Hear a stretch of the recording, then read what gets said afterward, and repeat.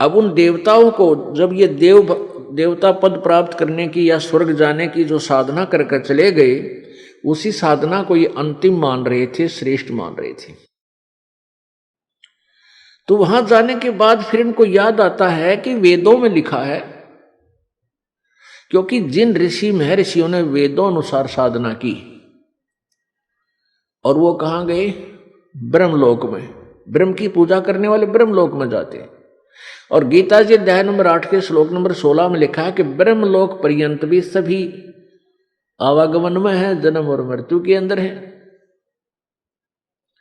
तो इनको वहां पता चलता है भाई हमने वेदों अनुसार साधना की और हम यहां आगे चलो स्वर्ग प्राप्त हुआ, महास्वर्ग मिल गया, लेकिन यहां भी मृत्यु होगी, हम फिर जाएंगे इसे छोड़कर। तो वहां क्या इनकी आपस में कैसी चर्चाएं चलती हैं इन देवताओं की। कहते अभी हमने कोई पूर्ण संत नहीं मिला, हमारे को पूर्ण संत नहीं मिला, इस कारण से हम यहां तक की साधना की। तो वह आपस में चर्चा करते हैं भाई पूर्ण संत और कौन होता है, कैसा होता है। फिर वहां परमात्मा पूर्ण ब्रह्म इनकी आत्मा को झंझोड़ते हैं, इनको याद दिलाते हैं कि तुम पढ़ा करते थे यजुर्वेद अध्याय नंबर 40 के और श्लोक नंबर 10 से लेकर 13 तक। उसमें लिखा है कि वेद ज्ञान देने वाला जो प्रभु है वो कहता है कि वो परमात्मा की, पूर्ण परमात्मा के विषय में यथार्थ जानकारी, वो जन्म लेता है या नहीं लेता है, वो साकार है या निराकार है, उसके विषय में जो जानकारी है वो किसी तत्वदर्शी संतों से पूछो, सुनो।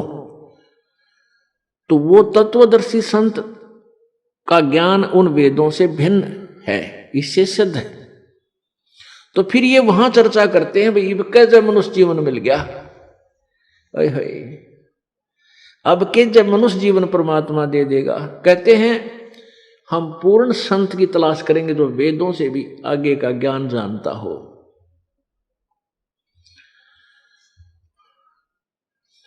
अब परमात्मा अपनी सच्चिदानंद घन की वाणी में 5वें वेद में कहते हैं इस देही को देवालोचे तू नर क्यों उकलाता। जैसे कई व्यक्ति दुखी हो जाते हैं अपने प्रारब्ध के पापों से, संकट के ऊपर संकट, संकट के ऊपर संकट आ रहा है, तो वो क्या दुखी होकर के क्या धारणा करते हैं, हे भगवान आत्महत्या कर लो। इसके विषय में परमेश्वर अपनी वाणी में कहते हैं इस देही को और देवता लोचे तू नर क्यों उकलाता। इस मनुष्य शरीर को तो देवता भी तरस रहे हैं जो तुझे प्राप्त हुआ है, और तू इससे क्यों उकलाता है, यानी इससे क्यों छक लिया।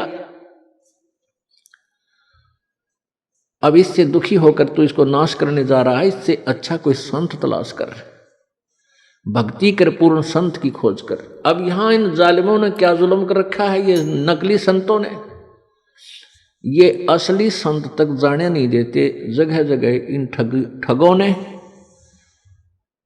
अपनी दुकानें खोल ली,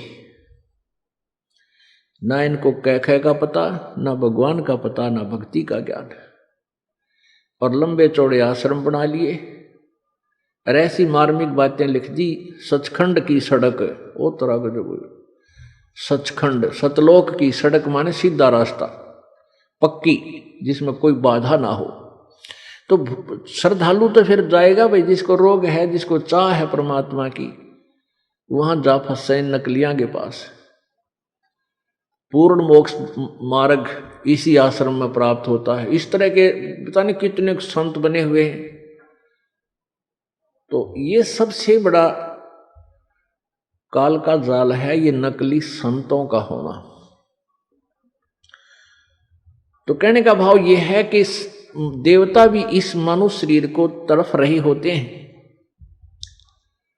कि कभी मानव शरीर मिले, पूर्ण संत खोज करूं और भक्ति करूं।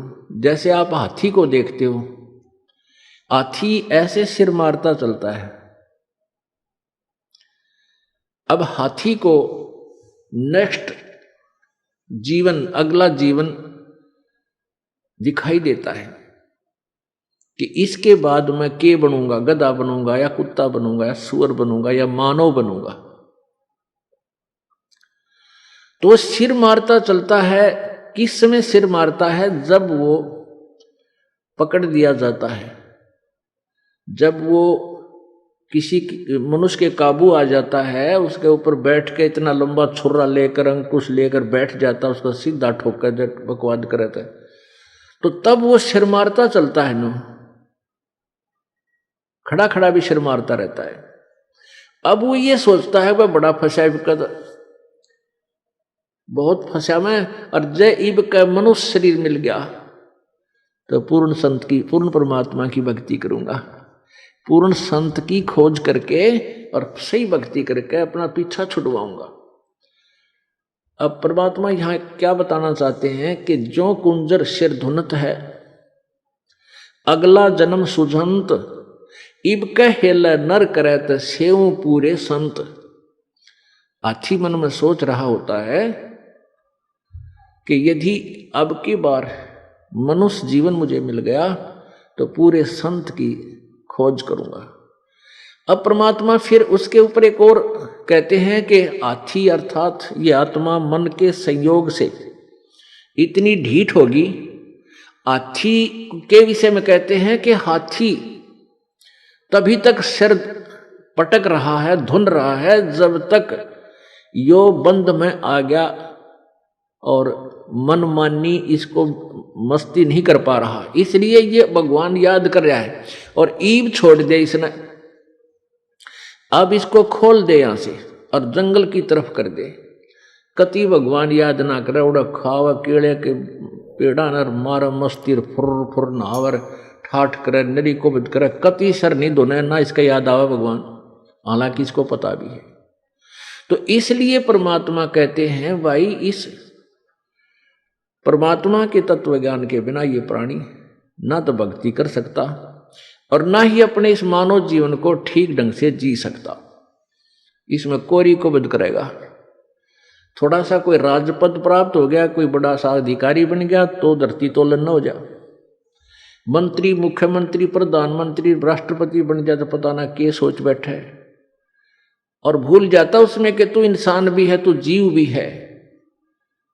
तो ये जो चौंध लावा है, ये काल लगावा है, ये भूल जो डालता है, ये काल लगाता है कि ताकि ये नरे कर्म फोड़ ले अपने और पापों की गठड़ी बांध ले। क्योंकि अच्छी आत्माएं पूर्व जन्म की होती हैं, वो ही कोई उच्च पद अच्छा धन प्राप्त करती हैं। तो वो अच्छी आत्माओं से नरे पाप करवा कर उनको नीच आत्मा बनवा देगा। और जो दुखी हैं वह तो पिछले, जो गरीब हैं रोगी कोडी हैं, वो तो पिछले जन्म के पहले ही पाप नरे इकट्ठे कर रखे। तो पुण्यात्माओं तत्व ज्ञान से हमें ये जानकारी होगी कि पूर्ण संत हमें मिला है, उनसे हम भक्ति लेकर साधना सत साधना करें और मर्यादा में रहेंगे तो हमारे पाप कर्मों से आने वाले प्रारब्ध के जो कष्ट हैं वो पाप भी कट के हमें सुख होगा। यानी आप पर आने वाली आपदाएं संकट भी दूर होंगे, आप निर्धन भी नहीं रहोगे, आप धनी बन जाओगे। एक तो आप यहाँ के भौतिक सुख के भौतिक धन के धनी बनोगे और आध्यात्मिक धन के भी आप धनी बनोगे। आप दोनों ही धनी इस परमात्मा की सत्य साधना से। कौन से परमात्मा की? उस पूर्ण